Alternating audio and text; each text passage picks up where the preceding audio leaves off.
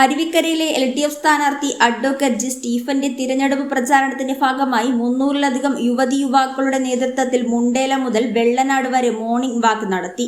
AIYF ജില്ലാ president Kannan S. Lal ഉദ്ഘാടനം ചെയ്തു. DYFI മണ്ഡലം സെക്രട്ടറി R. രതീഷ് അധ്യക്ഷനായി.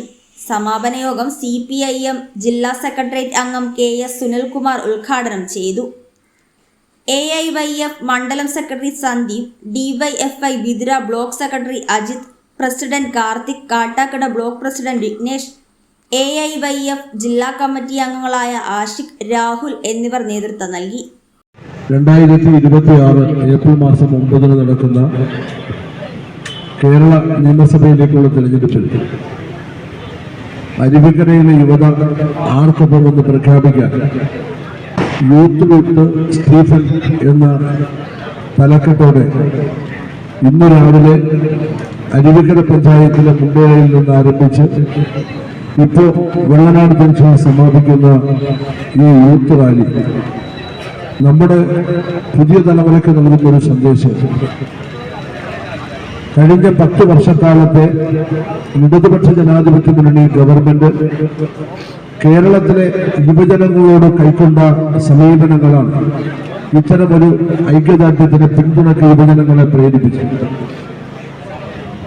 കേരളത്തിൽ പബ്ലിക് സർവീസ് കമ്മീഷൻ വഴി നിയമനം നൽകുന്ന നിയമന ചരിത്രത്തിൽ ഏറ്റവും ഉയർന്ന നമ്പറിലേക്ക് കേരളത്തിലെ PSC നിയമനമെത്തി. 3,04,000 ആളുകൾക്ക് PSC മുഖാന്തരം നിയമനം നൽകിയ ഇന്ത്യയിലെ ഏക സംസ്ഥാനമാണ് കേരളം. രാജ്യത്തെ ആകെ PSC നിയമനത്തിന്റെ 69% ഈ രാജ്യത്തെ ജനസംഖ്യയിൽ ഏതാണ്ട് ഒരു ചെറു മാത്രം വരുന്ന കേരളത്തിൽ നടപ്പിലാക്കിയത്. എന്താണ് ചെറുപ്പക്കാരോടുള്ള കേരളത്തിലെ ഗവൺമെന്റിന്റെ സമീപനം എന്നതിന്റെ ഏറ്റവും ഉദാത്തമായ ഉദാഹരണങ്ങളിൽ ഒന്നാണ്.